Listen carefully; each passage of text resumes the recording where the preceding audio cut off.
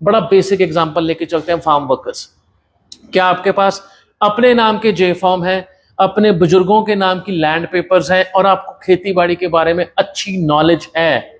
आपसे मैं बात करूं तो आपको चुप कराना पड़े, बहुत जानते हो आप खेती बाड़ी के बारे में, आपका वीजा कनाडा लग सकता है। ऑल दीज थिंग, पढ़ाई लिखाई कोई जरूरी नहीं, एक्सपीरियंस कोई जरूरी नहीं, और आपका आल्स में सिर्फ 4 साढ़े 4 बैंड। वो इसलिए क्योंकि आप जा रहे हैं कनाडा में जहां इंग्लिश बोली जाती है, हिंदी और पंजाबी नहीं। तो टियर 4 और 5 वो ऑक्यूपेशन होते हैं जहां जिसमें आपको जाने के लिए शायद एजुकेशन की जरूरत नहीं है, सिर्फ अप्रेंटिसशिप, ट्रेनिंग और नॉलेज की जरूरत। अब रोड तो सब लोग चले जाते हैं, लेकिन एक प्रॉब्लम आती है कि पीआर किस तरीके से मिले। तो अगर आप लोग भी कनाडा जाना चाहते हो और जो नॉन स्किल्स लोग होते हैं, किस तरीके से उन्हें पीआर मिले, वो कैसे हो सकता है, यहीं से पीआर कैसे मिलकर आप जा सकते हैं। तो आज मैं आप लोगों को लेकर पहुंची हूँ ESS ओवरसीज, यहाँ पर आपके इन सभी सवालों का जवाब मिलने वाला है। जो अभी तक आपको शायद बहुत ज्यादा डिफिकल्ट लगता होगा, इम्पॉसिबल लगता होगा, वो यहाँ पर पॉसिबल होने वाला है। ESS ओवरसीज के साथ कनाडा में आप जाना चाहते हैं, मतलब इससे पहले यहीं से नॉन स्किल्स आप लोगों का जो है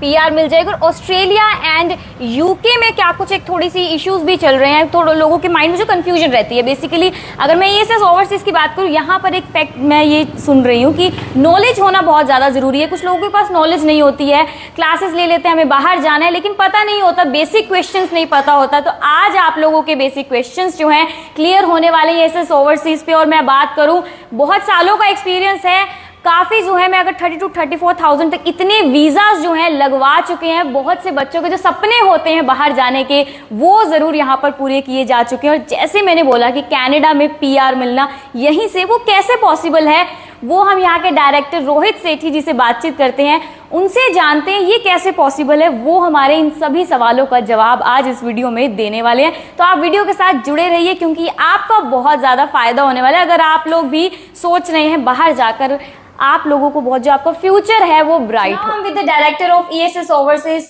रोहित सेठी हमारे साथ बैठे हैं, उनसे जो है कुछ सवालों के जवाब लेते हैं। सर, मैंने बहुत बोल दिया वीडियो में कि किस तरीके से कनाडा में पीआर जो है यहीं से लेकर जा सकते हैं, जो नॉन स्किल्स होते हैं उनके लिए भी, बट कैसे पॉसिबल है, मुझे भी थोड़ा सा लग रहा है कैसे, और जो हमारे व्यूअर्स इस वक्त देख रहे होंगे कैसे, उन सवालों का जवाब जरूर दीजिए आज। देखिए, आप जब भी एक इमिग्रेशन की बात करते हैं, इमिग्रेशन की एक लिस्ट अवेलेबल होती है हर एक सरकारी वेबसाइट के ऊपर। अगर आप कनाडा का वेबसाइट देखेंगे cic.gc.ca, तो वहां पे एक कैटेगरी होती है स्किल्ड लोगों के लिए, एक होती है ट्रेड लोगों के लिए, जिनको हम नॉर्मली सेमी स्किल्ड या नॉन स्किल्ड बोलते हैं। और कनाडा का जो इमिग्रेशन सिस्टम है वो टीयर में डिवाइडेड है, 0, 1, 2, 3, 4, 5। आमतौर पे टीयर 4 और 5 वो ऑक्यूपेशन होते हैं जहां जिसमें आपको जाने के लिए शायद एजुकेशन की जरूरत नहीं है, सिर्फ अप्रेंटिसशिप, ट्रेनिंग और नॉलेज की जरूरत है। टीयर 1, 2, 3 में मोस्टली ऑक्यूपेशन ऐसे हैं जहां आपको डिग्री की जरूरत है या class 12th plus 1 year diploma in professional qualification. तो कनाडा का जो इमिग्रेशन का सिस्टम है, दैट इज लाइक ए समुंदर। जितना आप अंदर जाएंगे उतनी आपको ऑप्शंस मिलेंगी। अगर मैं आपको ये बोलूं, सस्कैचुआ प्रोविंस में एक ऐसा प्रोग्राम है जहां आपका एज का कोई कंसर्न नहीं है, आज सिर्फ आपको 4 बैंड चाहिए और आपकी एजुकेशन भी कोई कंसर्न नहीं है, and you can migrate with the family in Saskatchewan with all these thing. पढ़ाई लिखाई कोई जरूरी नहीं, एक्सपीरियंस कोई जरूरी नहीं, और आपका आल्स में सिर्फ 4 साढ़े 4 बैंड। वो इसलिए क्योंकि आप जा रहे हैं कनाडा में जहां इंग्लिश बोली जाती है, हिंदी और पंजाबी नहीं। तो क्या आपकी इंग्लिश इतनी पर्याप्त है वहां आप सस्टेन कर सको? सस्कैचुआ वो ऑप्शन देता है हर एक उस एप्लीकेंट को जो वहां जाने की इच्छा रखता है। ऐसे ही एल्बर्टा में ऑप्शन है, अगर आपके पास एक्सप्रेस एंट्री में 300 पॉइंट्स बनते हैं, इट्स अ पॉइंट सिस्टम जो इमिग्रेशन की जब बात होती है, तो आपको एल्बर्टा सिर्फ और सिर्फ आपको जॉब ऑफर लेटर के ऊपर पीआर देता है विद फैमिली। अब सोच दो है इसमें, कंफ्यूजन ये आती है, कई बार स्टूडेंट्स कहता है पहले मैं जाऊंगा फिर फैमिली को बुलाऊंगा। एक अनब्रोकन चेन है, जैसे मैम ने अभी बोला, स्टूडेंट अपनी नई जिंदगी करने के लिए प्लानिंग करता है बाहर जाने की, नहीं तो घर से किसी का मन थोड़ा ना दूर होने का। तो हमारा जो टैगलाइन है ना, फाइंड ए न्यू लाइफ, वो सिर्फ एक स्टूडेंट की नहीं है, वो शायद स्टूडेंट से जुड़े हुए हर उस परिवार मेंबर की है जो नई जगह जाके अपना पूरा घर बसाना चाहता है। ये हम सब ने देखा है, पहल एक इंसान करता है, फिर फैमिली और फैमिली वहां जाके इकट्ठी होती हैं। वेरएज कनाडा क्या दे रहा है ऑप्शन, अगर आप हेड ऑफ द फैमिली हैं और बच्चे आपके 17-18 साल के हैं and you have money to invest in Canada, तो वो आपको अपने बच्चों के साथ ही पीआर देगा। इन्वेस्टमेंट कितनी, शायद 50 या 60 लाख की। इसमें पूरी फैमिली का पीआर होता है कनाडा के अंदर ऑन इन्वेस्टमेंट। अब थोड़ा सा कैलकुलेशन आप खुद लगाइए, अगर आप एक बच्चे को बाहर भेजते हैं, स्टडी का खर्चा 20 लाख रुपए, उसके नेक्स्ट ईयर का खर्चा शायद इतना ही।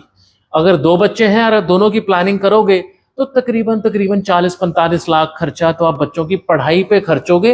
एंड फिर पूरा परिवार इकट्ठा होगा शायद 5 साल बाद, जब वो बच्चे परमानेंट रेजिडेंट हो जाएंगे।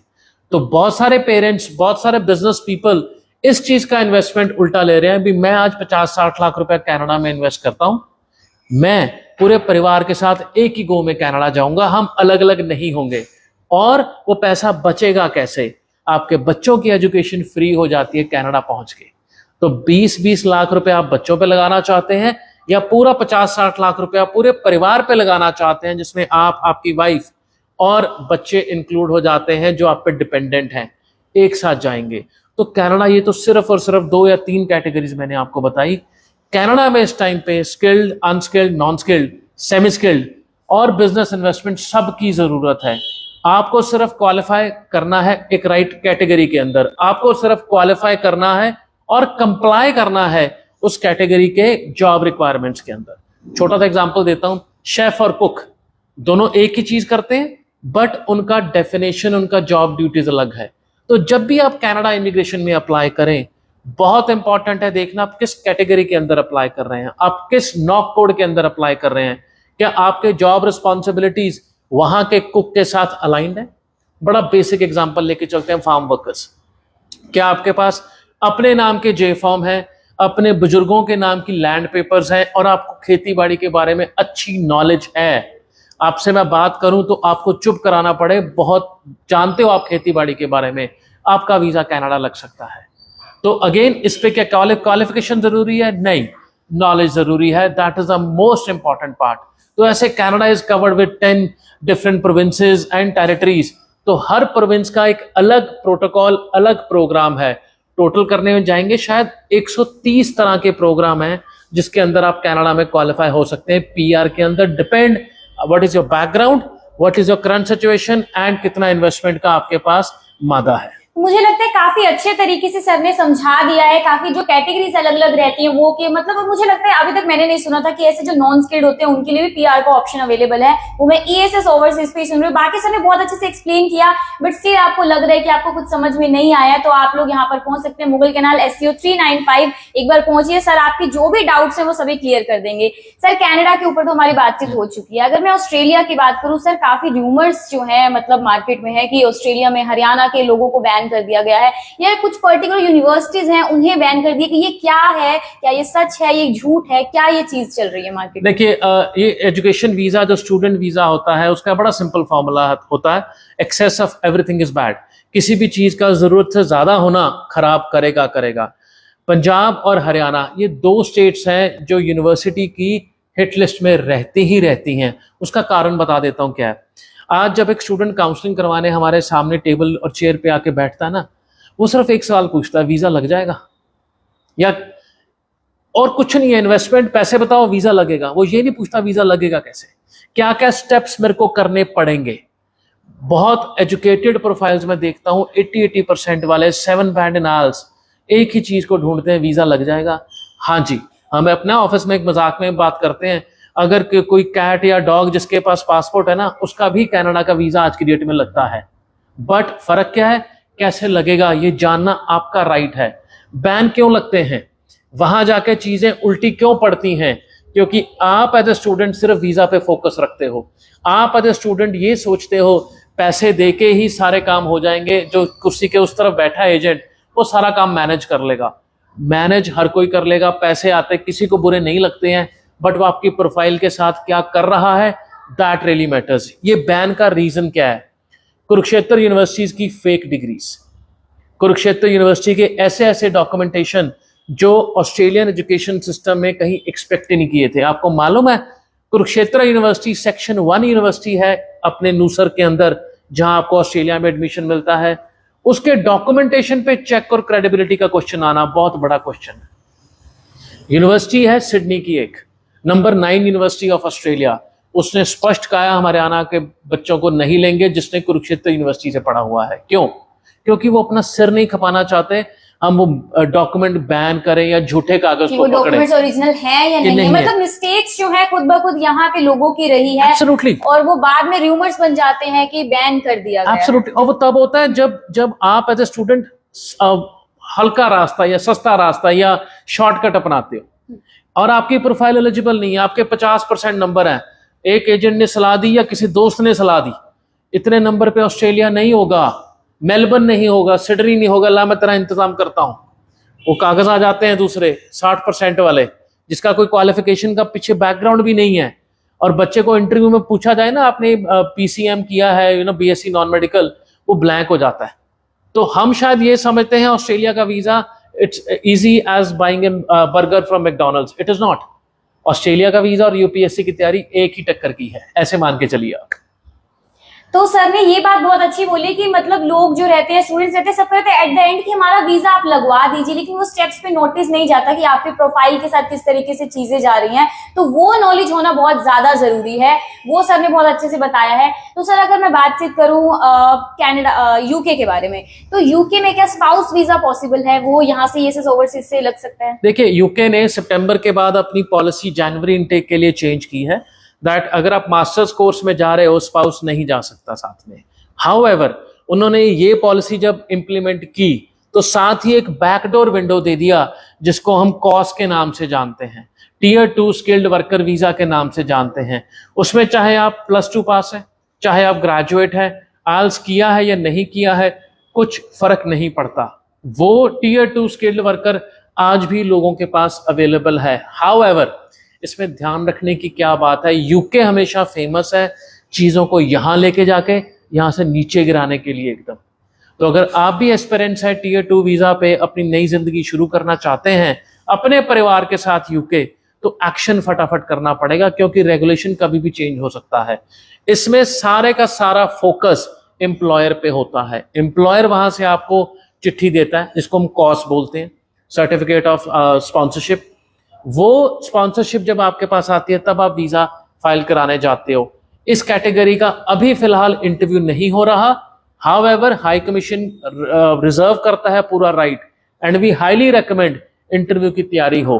आप कौन से ऑक्यूपेशन में जा रहे हो, क्या बैकग्राउंड है आपके पास, या सिर्फ जाने को जा रहे हो, ये सब चीजें आपको अगला चिंता का विषय आने वाले 4 महीनों में यूके के कॉस मिलेंगे, क्योंकि वहां भी वो चीज हो रही है जो होनी नहीं चाहिए। लोगों ने इसे अपॉर्चुनिटी की तरह यूज कर रहे हैं। मैं ग्रेजुएट हूं, मैं अपना यूके का कॉर्स अप्लाई करके फैमिली के साथ जा सकता हूं, नथिंग मोर देन दैट। इसके ऊपर वहां कैसे पीआर होगे कैसे नहीं होगे उसकी नॉलेज लेना जरूरी है। जो जॉब्स हैं 25,600 पाउंड से अगर ऊपर होंगी एनुअली, ओनली देन आपका पीआर का रास्ता बनेगा, नहीं तो नहीं बनेगा। तो आप तैयारी रखिए 3 साल के बाद 2 साल एक्सटेंशन की, उसके बाद पीआर की रास्ता बनेगा जब आपको सेट अमाउंट मिलेगा। तो यहाँ पर आकर ना ये सब ओवरसीज में मुझे एक चीज बहुत अच्छी लगी, जो सर जिस तरीके से समझा रहे, जिस तरीके से यहाँ पर काउंसलिंग रहती है, जो नॉलेज है वो बहुत ज्यादा जरूरी है। सर अगर मैं बातचीत करूँ, आपने बहुत चीजें बताई भी, तीनों कंट्रीज के बारे में हमें बताया। हमारी ऑफ कैमरा भी बातचीत चल रही थी कि बच्चों को ये तो होता है कि हमें इस कंट्री का या उस कंट्री का वीजा लगवाना, लेकिन उन्हें बेसिक नॉलेज नहीं होती है। आपके अकॉर्डिंग क्या व्यूअर्स को बताना चाहेंगे, जितने भी देख रहे हैं वीजा लगवाना चाहते हैं किसी भी कंट्री का, तो क्या ऐसी बेसिक चीजें हैं, सेल्फ नॉलेज कौन सी ऐसी बात है जो होना बहुत ज्यादा जरूरी है किसी भी एजेंट पर जाने से पहले? देखिए मैम, पहले तो अपना वाई क्लियर होना चाहिए हमेशा। मैं अपने ईएसएस के ग्लोबल के प्लेटफॉर्म से या आपके प्लेटफॉर्म से एक ही चीज बोलूंगा, स्टूडेंट वीजा लगना आपका एंड नहीं है, वो तो शुरुआत है। स्टूडेंट वीजा जब लगता है ना तब आपकी नई जिंदगी की शुरुआत होती है, जिसका शुरुआत स्ट्रगल से होना है। जिस कंट्री में जा रहे हो 2 महीने क्या होगा आपके साथ, जॉब मिलेगी नहीं मिलेगी, इतने ही पैसे हैं, इतने में गुजारा करना है। अपनी एक्सपेक्टेशन को बड़ा राइट करके जाइएगा। वाई क्लियर रखना है ना, पीआर लेनी है और परिवार के लिए दशा और दिशा बदलनी है, तो जितना ऑनेस्टली पहले 3 साल में चलेंगे ना, वही आपकी डायरेक्शन सेट करेगी आपकी और आपकी फैमिली के लिए। दुख पता क्या होता है, जब 5 साल बाद बच्चा वहां रह के वापस आ जाता है इंडिया 5 साल पेरेंट्स का सब्र और अरदास दोनों ही मिट्टी में मिल जाती हैं। और वो क्यों होता है? क्योंकि मैंने एज अ स्टूडेंट कोई रूल फॉलो नहीं किया, कुछ तो रेगुलेशन तोड़ा होगा, क्योंकि ना तो उस कंट्री को मेरे नाम से खुंदक थी, ना मेरी को नेशनैलिटी से उनको खुंदक है दैट वो मेरे को ही वापस भेजेंगे। तो यहां अगर 100 वीजे लग रहे हैं, 100 के 100 अपने आप को एजुकेट करके जाएं, पीआर कैसे होगी, मेरे को क्या करना पड़ेगा। शॉर्टकट नहीं चलते, बड़ा क्लियर है। 18 साल का अगर आज बच्चा इंडिया यहां से जा रहा है, 21 साल में पीआर नहीं होगा। अपने एक्सपेक्टेशन अलग है, जब मैं 21 साल में पीआर हो जाऊंगा, हाँ 22-23 में जाके जब वो सिस्टम समझता है, then it is very much possible for him or her to get in PR. अपने आप को आज की डेट में ना, जितना हम टाइम फेसबुक इंस्टा पे निकालते हैं, वो थोड़ा सा अपने आप को एजुकेट करने में निकाल लें, शायद हमारा रास्ता आसान भी हो और क्लियर भी हो बाहर जाने का। जी हाँ, क्लियर होना बहुत ज्यादा जरूरी है। जो सर ने बोला कि आप किसी भी कंट्री में जा रहे हैं, वीजा लगवाने हो, पूरे स्टेप्स की नॉलेज होना बहुत ज्यादा जरूरी है। अगर आपको कोई भी प्रॉब्लम आ रही है, आपको गाइडेंस चाहिए, तो आप ESS ओवरसीज पहुंचिए। रोहित सर आपको यहाँ पर मिलेंगे जो आपके सभी डाउट्स को क्लियर करेंगे। मुझे मतलब मैं पर्सनली सर से अगर से बातचीत की है तो मुझे ऐसा लग रहा है कि मुझे भी काफी नॉलेज मिली है। तो आप लोगों के माइंड में भी कुछ ऐसे क्वेश्चन आ रहे हैं जो अभी तक कोई क्लियर नहीं कर पाए, कभी कभी गूगल से भी हर चीज का आंसर नहीं मिलता, क्लियर नहीं मिल पाता, सही नहीं मिल पाता, तो आप एक बार ESS ओवरसीज जरूर पहुंचिए। जैसे सर ने बताया कि कनाडा जो है जाना चाहते हैं, पीआर आपकी यहाँ पर नॉन स्किल्ड की भी पीआर यहाँ से लगवा कर जाना चाहते हैं। ऑस्ट्रेलिया में जिस तरीके से बातचीत चल रही है कि कुछ यूनिवर्सिटीज बैन है या हरियाणा वाले बैन है, ऐसा कुछ नहीं है, मिस्टेक्स रहती है, वो भी सर ने क्लियर किया है। एंड जो यूके का स्पाउस वीजा रहता है उसके बारे में भी चीजें क्लियर हुई है। लेकिन फिर भी आपके मन में कोई भी डाउट है, एक बार आप ESS ओवरसीज जरूर पहुंचिए, रोहित सर से आकर मिलिए, पूरा स्टाफ पूरा कोऑपरेट किया जाएगा, आपको प्रॉपर काउंसलिंग रहेगी आप लोगों की। पहुंचना होगा आप लोगों को SCO 395 मुगल कैनाल, एक बार जरूर पहुंचिए, विजिट कीजिए। बाकी आपके सारे डाउट्स यहाँ पर डेफिनेटली मुझे लगता है क्लियर होने वाले हैं।